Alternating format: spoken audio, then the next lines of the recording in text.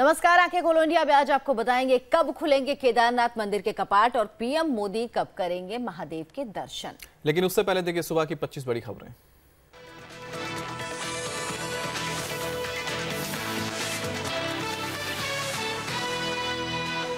PM बनने के बाद आज पहली बार केदारनाथ जाएंगे मोदी। पीएम बनने के बाद पहली बार जाएंगे केदारनाथ। सुबह 7:25 पर देहरादून के जॉली ग्रांट एयरपोर्ट पहुंचेंगे पीएम मोदी। पतंजलि योगपीठ में देश के पहले आयुर्वेद रिसर्च सेंटर का उद्घाटन करेंगे। 2 साल में 200 करोड़ की लागत से बना है रिसर्च सेंटर। बीजेपी अध्यक्ष अमित शाह ने यूपी बीजेपी के मंत्रियों, विधायकों और पदाधिकारियों को दिया रात्रि भोज। 5 कालिदास मार्ग यानी सीएम आवास पर हुआ रात्रि भोज। लखनऊ में आज सीएम योगी विधायकों के लिए ट्रेनिंग सेंटर का उद्घाटन करेंगे। अपनी तरह का पहला विधायक ट्रेनिंग सेंटर होगा। सुबह 10:15 बजे से शुरू। इटावा में शिवपाल यादव समर्थकों के साथ थाने के बाहर धरने पर बैठे। कहा, पुलिस कर रही है लोगों को परेशान। पुलिस के खिलाफ नारेबाजी, बीजेपी पर आरोप। देवरिया में मंत्री सूर्य प्रताप शाही ने शहीद प्रेम सागर के बेटे की सीएम योगी से बात करवाई। योगी ने 13 दिन के अंदर गांव आने का भरोसा दिया। स्मारक बनाने पर होगा विचार। आज सुबह होगा अंतिम संस्कार। शोपियां में पुलिस पार्टी पर आतंकियों ने किया हमला। पुलिस कर्मियों से छीनी 5 राइफलें। कोर्ट कॉम्प्लेक्स में तैनात थे पुलिस वाले। 5 पुलिसकर्मी सस्पेंड। कश्मीर पर जवानों पर हमले पर बोले शिवसेना प्रमुख उद्धव ठाकरे का, पीएम मोदी को मन की बात छोड़कर अब गन की बात करनी चाहिए। देर रात तक चली मीटिंग के बावजूद नहीं बनी केजरीवाल विश्वास में बात। मीटिंग के बाद पहले विश्वास निकले। सिसोदिया ने मीडिया से नहीं की कोई बात। मनोज तिवारी ने आपके झगड़े को केजरीवाल की तानाशाही बताया। कहा, और लोग होंगे परेशान। बीजेपी सांसद मनोज तिवारी के घर पर हमले के मामले में 7 लोग गिरफ्तार। पुलिस के मुताबिक सुनियोजित तरीके से किया गया था हमला। महज रोड रेज का मामला नहीं था। दिल्ली में पुलिस ने चोरी करने आए चोरों में से एक को रंगे हाथ पकड़ा। 3 चोर हुए फरार। पतंजलि स्टोर में करने आए थे चोरी। पुलिस का सायरन सुनकर भागे। सीसीटीवी में कैद हुई तस्वीर। बेंगलुरु में शर्मसार करने वाली तस्वीर। एम्बुलेंस ना मिलने पर पिता अपने 3 साल के बेटे के शव को स्कूटर पर ले जाने को मजबूर हुआ। सड़क हादसे में मौत हुई। गुजरात के सूरत में पति ने अपनी पत्नी को फोन पर 3 बार तलाक कहा। तलाक देकर सगी साली के साथ हो गया फरार। पत्नी मदद की गुहार लगा रही है। यूपी में पेट्रोल पंप्स की धांधली पर एसटीएफ की कार्रवाई जारी। बाराबंकी में कई पंपों पर छापे। एक पेट्रोल पंप पर गड़बड़ी के चलते किया गया सील। मथुरा में छोटे बच्चों से करवाई जा रही है मजदूरी। थाने के अंदर शराब की बोतलों को तोड़ने में लगाया गया। पुलिस वाले करवा रहे हैं मजदूरी। मथुरा में गोवर्धन इलाके में पंचायत ने जारी किया तुगलकी फरमान। लड़की को राह चलते फोन पर बात करने पर देना होगा 21,000 का जुर्माना। हरियाणा पुलिस के नए डीजीपी बीएस संधू देर रात कुरुक्षेत्र के शाहबाद थाने में चेकिंग करने पहुंचे। बाद में करनाल के 2 थानों का भी चेकिंग किया। थाने में कांस्टेबल ने एक शख्स को कार से घसीटा। कांस्टेबल रमेश अवाते से शख्स का पैसों को लेकर हुआ था विवाद। आरोपी कांस्टेबल फरार। यूपी के गाजीपुर में थाने के अंदर मालिश करवाता दिखा दरोगा। एक शख्स ने बनाई वीडियो सोशल मीडिया पर वायरल। खंडवा में केमिकल से भरे कंटेनर में लगी आग। हाईवे पर लगा लंबा जाम। नागपुर में पेट्रोल टैंकर में लगी आग। एक की मौत, एक घायल। श्रीनगर की डल झील पर शिकारा फेस्टिवल का आयोजन। पर्यटन को बढ़ावा देने के लिए आयोजन।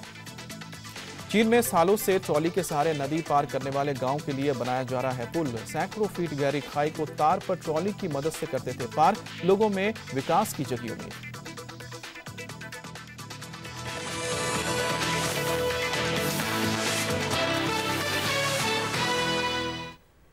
और 5 मिनट 25 खबरों के बाद अब बात भोले भक्त मोदी की, जो आज भगवान केदारनाथ के दर्शन को केदार घाटी पहुंच रहे हैं।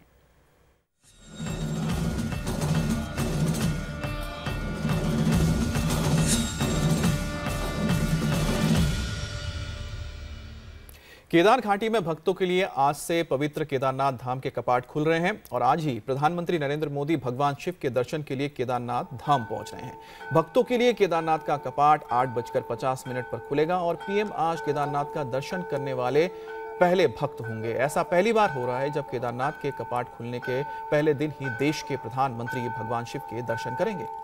इंडिया टीवी पर पीएम की इस तीर्थ यात्रा की कवरेज का खास इंतजाम किया गया है। लेकिन उससे पहले देखिए आखिर क्या है केदारनाथ धाम से पीएम मोदी का नाता और क्यों आज की उनकी केदारनाथ यात्रा बेहद खास है।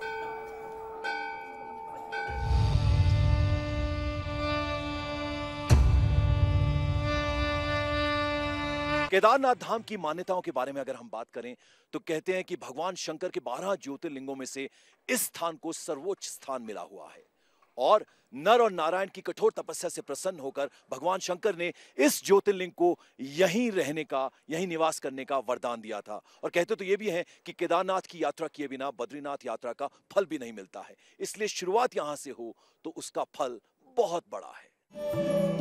सफेद बर्फ से ढकी ऊंची पहाड़ियों के बीच केदारनाथ मंदिर को लेकर मान्यता है कि केदारनाथ के दर्शन के बिना 4 धाम की यात्रा पूरी नहीं होती है। बाबा की पालकी पूरी शान से केदार घाटी पहुंच चुकी है और आज कपाट खुलते ही प्रधानमंत्री सबसे पहले भक्त होंगे जो केदारनाथ का न सिर्फ दर्शन करेंगे बल्कि विशेष पूजा अर्चना भी करेंगे। मंदिर के जो मुख्य रावल जी हैं, पुजारी जी हैं और विद्वत ब्राह्मण हैं, वो आएंगे, कलेक्टर आएंगे, उनके सामने मंदिर का सील तोड़ा जाता है, जो ताले में सील लगी हुई रहती है। वो वैदिक मंत्रों के द्वारा, उनके उच्चारण के द्वारा कपाट खुलेंगे। उसके बाद रावल जी, पुजारी जी, वो लोग अंदर जाते हैं और फिर बाकी लोग अंदर जाएंगे, दर्शन करेंगे और तत्पश्चात प्रधानमंत्री जी की तैयारी करेंगे पूजा की। सबसे पहली पूजा भगवान केदारनाथ की माननीय प्रधानमंत्री जी करेंगे। ये पूरे उत्तराखंड के लिए गौरव की बात है। प्रधानमंत्री दिल्ली से पहले देहरादून पहुंचेंगे, वहां से हेलीकॉप्टर से केदारनाथ धाम पहुंचेंगे। मंदिर से थोड़ी ही दूरी पर बने हेलीपैड पर उनका चॉपर उतरेगा, जहां से वो पैदल मंदिर तक जाएंगे। कपाट खुलने पर प्रधानमंत्री मंदिर के मुख्य द्वार से अंदर प्रवेश करेंगे और विशेष पूजा करेंगे, जिसमें रुद्राभिषेक का पाठ भी होगा। इस दौरान प्रधानमंत्री के हाथों रुद्रा महाभिषेक का संकल्प भी कराया जाएगा और उन्हें पहाड़ी कलेऊ भेंट में दी जाएगी। भगवान की ये विशेष पूजा होती है जिसमें भगवान शंकर को प्रसन्न करने के लिए होता है और विश्व कल्याण के लिए होता है। समस्त मानव जाति के उत्थान के लिए, उनकी सुख स्मृति के लिए रुद्राभिषेक केदारनाथ में करने का महत्व है। कितनी देर प्रधानमंत्री रुकेंगे यहाँ पर? कार्यक्रम के अनुसार आधा घंटे का पूजा यहाँ पर संपन्न कराएंगे।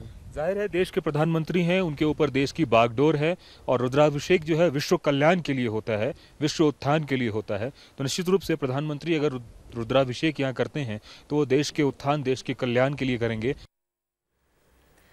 तय समय के मुताबिक पीएम मोदी करीब 7:30 बजे देहरादून के जॉली ग्रांट एयरपोर्ट पर पहुंचेंगे, जहां से वो हेलीकॉप्टर से केदारनाथ धाम रवाना होंगे। केदारनाथ धाम रवाना होने से पहले पीएम ने ट्वीट कर इस यात्रा की जानकारी दी। केदारनाथ धाम से पीएम हरिद्वार रवाना होंगे, जहां वो पतंजलि रिसर्च इंस्टीट्यूट का उद्घाटन भी करेंगे।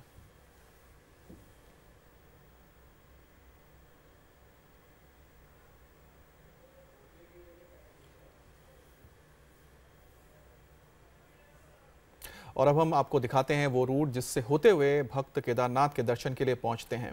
ये वो रास्ते हैं जहां 2013 में आई प्राकृतिक आपदा ने भयंकर तबाही के निशान छोड़े हैं।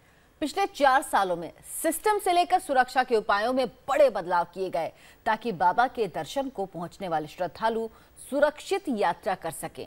इंडिया टीवी संवाददाता कुमार कुंदन और पंकज भार्गव केदारनाथ धाम तक के पूरे रूट और अहम पड़ावों की तस्वीरें आप तक पहुंचा रहे हैं।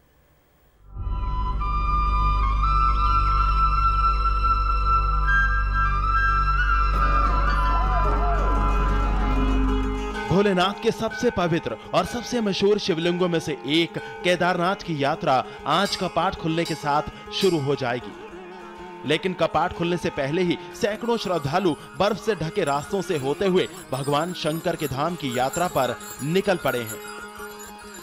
इन्हीं श्रद्धालुओं के साथ इंडिया टीवी संवाददाता पंकज भार्गव और कुमार कुंदन भी केदारनाथ की यात्रा पर निकले। यात्रा का पहला पड़ाव था सोनप्रयाग।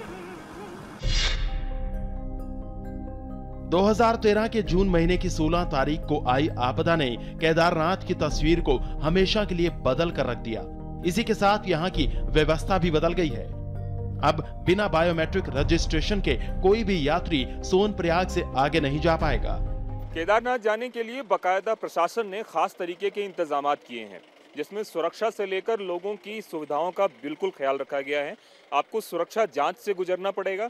जो भी तीर्थयात्री आ रहे हैं उनके लिए रजिस्ट्रेशन मस्ट कर दिया गया है। आपको यहाँ पे रजिस्टर्ड करवाना पड़ेगा। इसके साथ ही यहाँ पे आपका मेडिकल चेकअप भी होगा। जो लोग मेडिकल चेकअप में फेल होंगे उनको आगे जाने की इजाज़त बिल्कुल भी नहीं होगी। साथ ही यहाँ डिस्प्ले लगाया गया है, अगर तेज बारिश हो रही हो या बर्फबारी हो रही हो, ऐसे में किस तरीके से उपाय किए जाएं, उस सब की यहाँ पे व्यवस्था की गई है। 2013 की तबाही ने केदारनाथ के पुराने रूट को तहस नहस करके रख दिया, जिसके बाद नया रूट खोला गया, जिसमें सोनप्रयाग से गौरीकुंड तक सड़क मार्ग से यात्रा पूरी की जा सकती है। गौरीकुंड से केदारनाथ तक पैदल रास्ता है, जिसमें 14 किलोमीटर लंबी चढ़ाई चढ़नी होगी। इस रूट में श्रद्धालु गौरीकुंड से जंगल चट्टी, भीमबली, लिंचौली होते हुए केदारनाथ पहुंचेंगे।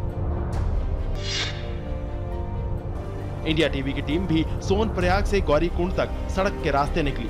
गौरीकुंड पहुंचने के बाद आगे की यात्रा शुरू हुई।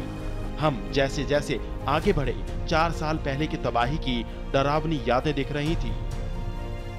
तबाही ने पूरे केदारनाथ के आसपास का मंजर बदल दिया है। मसलन जो तीर्थयात्री पहले रामबाड़ा होते हुए केदारनाथ जाते थे, उनको थोड़ी कम यात्रा करनी पड़ती थी। तस्वीरों में मैं दिखाना चाहूँगा कि जो मंदाकिनी के बाएं तरफ का हिस्सा है और वहाँ से जो एक टूटी फूटी सड़क दिख रही है, जो आगे पूरी तरह बर्बाद हो चुकी है, ये वो इलाका है जो केदारनाथ के लिए पुराना रास्ता था और इसी रास्ते से तीर्थयात्री केदारनाथ जाते थे। लेकिन जैसे ही रामबाड़ा तबाह हुआ, उसके बाद से ऐसी कोई स्थिति ही नहीं बनी कि पुराने रास्ते से कोई सड़क बनाई जा सके। गौरीकुंड से आगे बढ़ते हुए जब इंडिया टीवी की टीम गरुड़ चट्टी पहुंची, तो वहां भी तबाही की याद छोड़े हुए तस्वीरें दिखी। जहां कभी फलती फूलती आबादी थी, वहां आज इक्का दुक्का मकान है। मंदाकिनी ने अपनी नई धारा बना ली थी और ये वो धारा थी जो गरुड़ चट्टी के पास तबाही करते हुए गुजरी थी। कि कितना भयावह रहा होगा वो वक्त, जिस वक्त पूरे फ्लो के साथ पानी आया होगा और सब कुछ बहा के सब कुछ तबाह करके ले गया, कुछ भी नहीं छोड़ा। अगर बचा हुआ है तो 1-2 मकान, जो ये बताने के लिए काफ़ी है कि किसी ज़माने में यहाँ पे बहुत ही बसा बसाया एक शहरनुमा कोई कस्बा होता था। केदारनाथ की यात्रा में थोड़ी चढ़ाई के बाद जब हम लिंचौली पहुंचे, तो चारों तरफ सफेद बर्फ की मोटी चादर बिछी थी और यात्री उसी के बीच से गुजरकर बाबा केदारनाथ के दर्शन को जा रहे थे। यात्रा की तैयारी करीब करीब पूरी हो गई है, लेकिन मौसम की वजह से बर्फ बहुत ज्यादा हुआ है। ऐसे में आपको काफी संभल के चलना पड़ेगा, वरना आप गिर सकते हैं और आपके साथ कोई हादसा भी हो सकता है। कई सारी जगहों पर बर्फ अभी 5-5, 6-6 फीट ऊंची है। जैसे हम जिस रास्ते से गुजर रहे हैं, ये लिंचौली के बाद का रास्ता है। कई सारे यात्री भी आ रहे हैं। कितनी मुश्किल होती है इस बर्फ में आप लोगों को? बहुत मुश्किल है। हाँ, लगता है कि ये पहले ठीक होना चाहिए। हाँ, थोड़ा टाइम मिलना चाहिए, फिर भी काफी मार्ग सही हो चुका है। हाँ, कितने दिन में ठीक हो पाएगा आपको लग रहा है ये सब? लग रहा है कि जल्दी ही ठीक हो जाएगा। यात्रा बहुत नजदीक है और बहुत अच्छा काम हो रखा है। पिछली मुश्किलों को भूलकर भगवान शंकर के दर्शन के लिए भक्त केदारनाथ पहुंच रहे हैं और बाबा केदारनाथ की यात्रा से ही 4 धाम की यात्रा की भी शुरुआत हो रही है। कुमार कुंदन के साथ पंकज भार्गव, इंडिया टीवी, केदारनाथ। केदारनाथ धाम का अपना पौराणिक इतिहास है। हिमालय की वादियों में बना महादेव का ये मंदिर हिंदुओं की आस्था का अहम केंद्र तो है ही, साथ ही हिंदुस्तानी आर्किटेक्चर की मजबूत नजीर भी है। तभी तो केदारनाथ की भयंकर तबाही में भी अपने गौरव के साथ टिका रहा केदारनाथ का मंदिर। सवाल उठता है कि आखिर कैसे, जब हाहाकार मचाते पानी की तेज धारा सब कुछ अपने साथ बहाकर ले जाने को आमादा थी, तब किसने की थी महादेव के घर की सुरक्षा?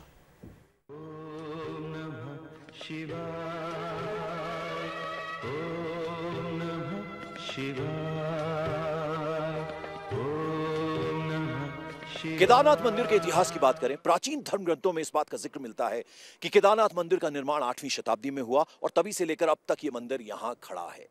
तीनों तरफ बर्फ की पहाड़ियों से घिरा हुआ है ये मंदिर। 12 फीट मोटी चट्टानों से इस मंदिर की दीवारें बनी हैं। साथ ही 85 फीट ये मंदिर ऊंचा है, 187 फीट लंबा है, 80 फीट ये चौड़ा है और 6 फीट ऊंचे चबूतरे पर इस मंदिर का निर्माण हुआ है। भगवान शंकर के सबसे प्रिय स्थानों में से एक केदारनाथ के इस मंदिर में सैकड़ों साल में कुदरत के कई थपेड़े सहे हैं। तूफान, बर्फबारी, बारिश ने कई बार मंदिर की परीक्षा ली, लेकिन 4 साल पहले केदारनाथ ने तबाही का जो मंजर देखा, उसने मंदिर के अस्तित्व पर ही सवाल खड़ा कर दिया था। लेकिन 16 जून 2013 को इस विशाल पत्थर ने मंदिर को बहने से बचा लिया। ठीक उस जगह पे एक बहुत बड़ा क्लाउड ब्रस्ट हुआ। इतना तेज बादल फटा कि उस पूरे मंदाकिनी के मुहाने को तोड़ता हुआ बहुत बड़ी तादाद में पानी नीचे आया। लेकिन हैरानी की बात ये थी कि सब के बीच बाबा केदार के मंदिर को कुछ भी नहीं हुआ, क्योंकि उनके ठीक सामने में ये जो बहुत बड़ी शिला देखते हैं, इसको ब्रह्मशिला कहते हैं। ये ब्रह्मशिला पीछे आके खड़ी हो गई। कोई इसे भीमशिला कहता है, कोई ब्रह्मशिला कहता है। ये वो शिला है जिसकी वजह से जितना भी मलबा या जितना भी गाद आया वो सिर्फ यहीं आके रुक गया। मंदिर को किसी भी तरह की कहीं कोई परेशानी नहीं हुई, कोई दिक्कत नहीं हुई, कोई टूट फूट नहीं हुई। लेकिन